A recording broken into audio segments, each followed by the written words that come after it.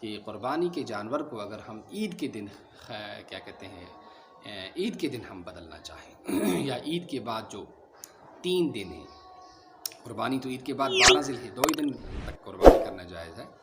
ہاں، عید کے بعد 2 دن جو ہے اور عید کے 3 دنوں میں اگر ہم جانور کو بدلنا چاہیں تو ان 3 دنوں میں ہم نہیں بدل سکتے ہیں۔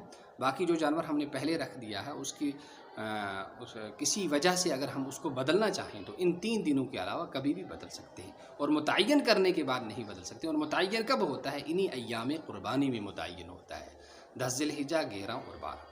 اللہ تعالی ہمیں عمل کرنے کی توفیق نصیب فرمائے، شریعت کے ساتھ جڑنے کی اور شریعت پر عمل کرنے کی اور دوسروں تک پہنچانے کی توفیق۔ السلام علیکم ورحمۃ اللہ۔